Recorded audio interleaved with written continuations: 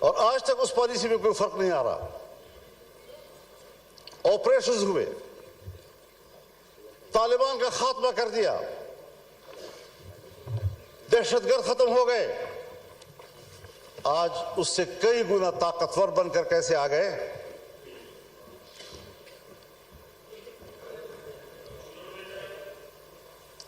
ذرا مجھے بھی دکھا دے بیٹا. بالکل ٹھیک ہے جی.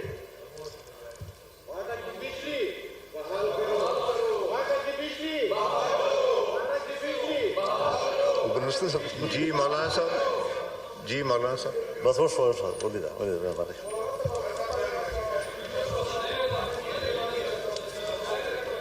تو جناب اسپیکر, آفریدی صاحب میسج آ گیا, آپ کو پوائنٹ آف آرڈر میں دوں گا, آپ تشریف رکھیں. میسج ہو گیا آفریدی صاحب, میسج ہو گیا. آپ کی جماعت نے نام نہیں لکھا تھا, میں نے آپ کا نام لکھا ہے, اور یہ امپورٹنٹ ایشو ہے, میں اس کو ٹیک اپ کروں گا. ابھی میں ایم کیو ایم کے دوست کو دوں گا, پھر آپ کو دوں گا. جی مولانا صاحب. ہاں طرح کرنا.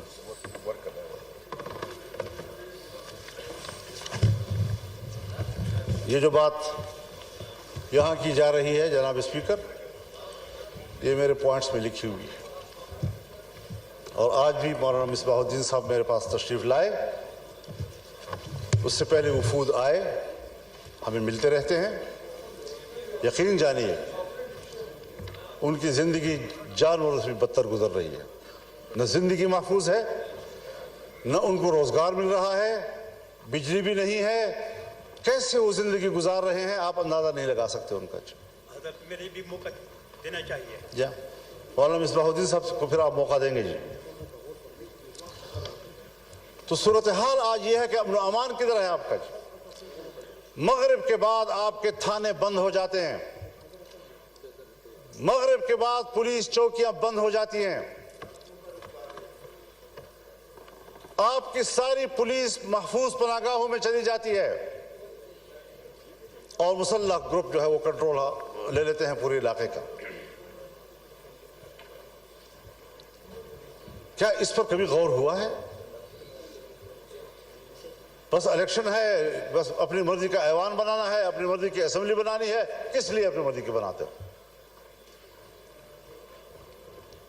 ووٹ تو علماء کرام فرماتے ہیں شہادت ہے, کوئی کہتے ہیں امانت ہے, کوئی کہتے ہیں بیعت ہے. تو یہاں تو نہ شہادت ہے, نہ امانت ہے, نہ بیعت ہے. بیعت میرے نام پر کرتے ہیں, بکسا کھلتا ہے تو کسی اور کے نام پر بیعت نکلاتے ہیں. امانت آپ کے حوالے کرتے ہیں, بکسا کھلتا ہے تو اس میں امانت نام کی کوئی چیز خیانت ہی خیانت ہوتا ہے. شہادت میں صداقت ہوتی ہے, جب بکسا کھلتا ہے تو صداقت کا نام نشان نہیں ہوتا, شہادت مری پڑی ہوتی ہے. اس ساری صورتحال میں ہمیں ذرا بتائے کہاں ہم کھڑے ہیں. باجوہ صاحب فرمایا کرتے تھے کہ ہم نے باڑ لگا دیا ہے, اور اب کوئی افغانستان نہ جا سکے گا نہ آ سکے گا. وہ باڑ کدھر ہے؟ اس باڑ پر جو اربوں روپے خرچ ہوئے وہ کدھر ہیں؟ کوئی پوچھ سکتا ہے ان سے؟ اور 30-40 ہزار نوجوان یہاں سے کیسے گئے ادھر؟ 20 سال وہاں لڑے, باڑ بھی لگ گیا تھا, پھر وہ اس سے بڑھ کر طاقتور بن کر کیسے واپس آئے؟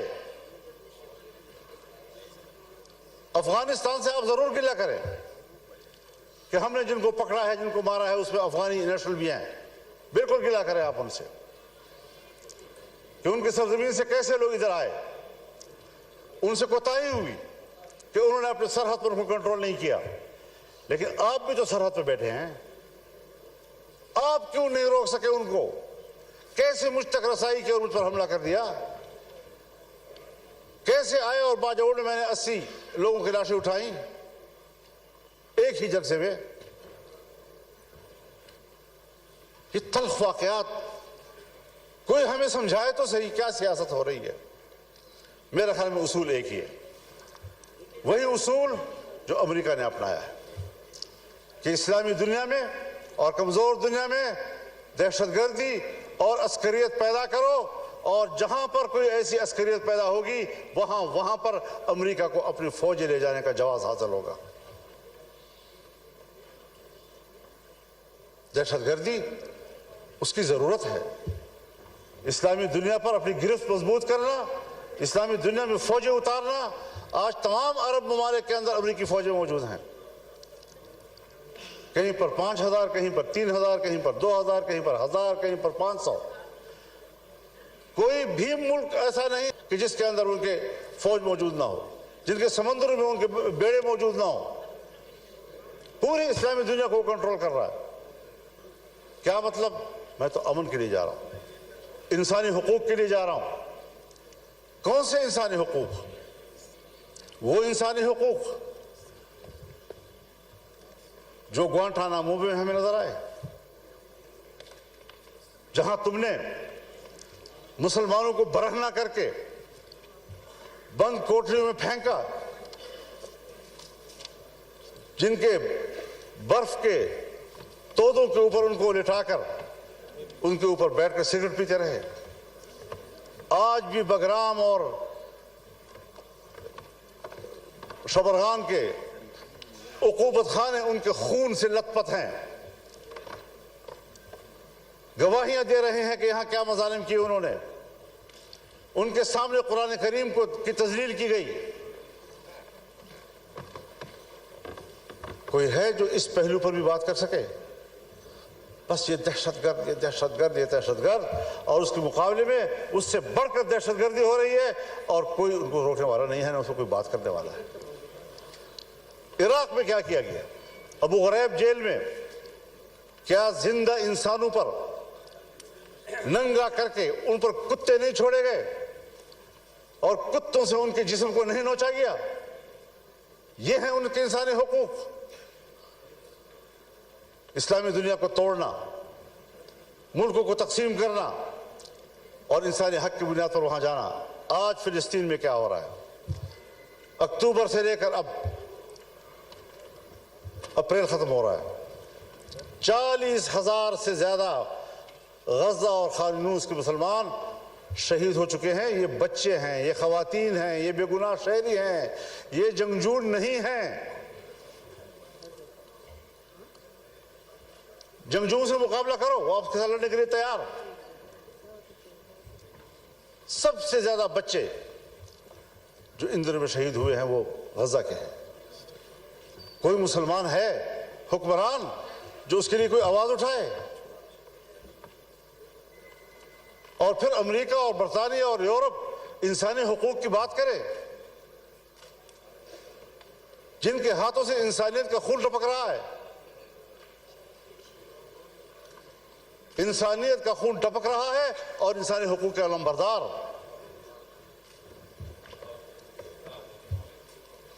میں کس کے ہاتھ پہ اپنا لہو تلاش کروں؟ ہر طرف خون ہی خون، اور ہم اس میں زندگی گزار رہے ہیں۔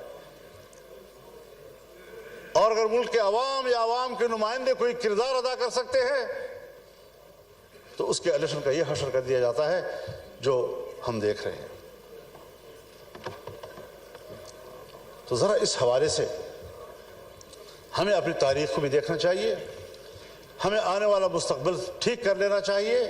یہ قیادت کا مسئلہ ہے، یہ قیادت کا مسئلہ ہے۔ میں تو آج بھی کہتا ہوں اور ہمدردی کی بنیاد پر کہتا ہوں، جناب میاں نواز شریف صاحب سے بھی اور جناب شہباز شریف صاحب سے بھی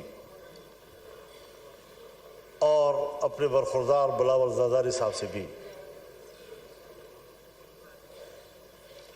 کہ عوام کے لوگ ہو، چلو اکٹھے عوام میں جاتے ہیں، چھوڑو اس اقتدار کو، آئیں ادھر بیٹھیں، اور اگر واقعی larger group P T I ہے دے دو ان کو حکومت۔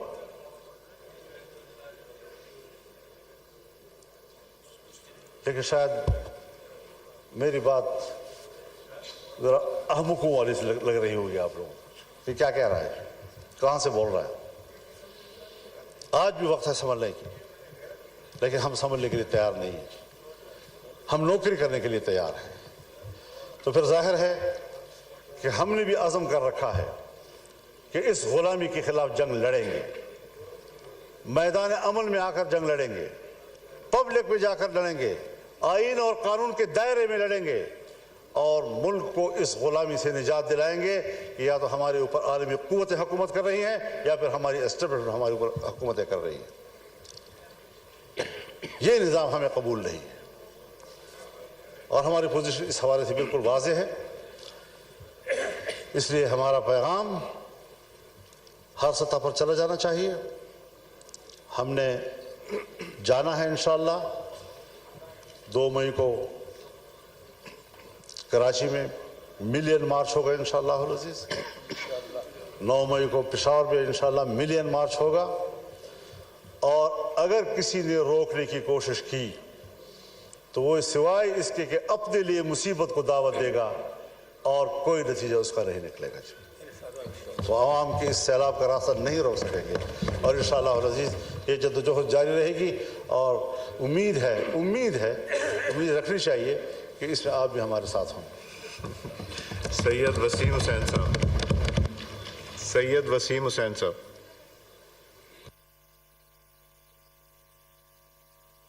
اس وقت جاری ہے اور مولانا فضل الرحمان اب سے کچھ دیر پہلے اپنے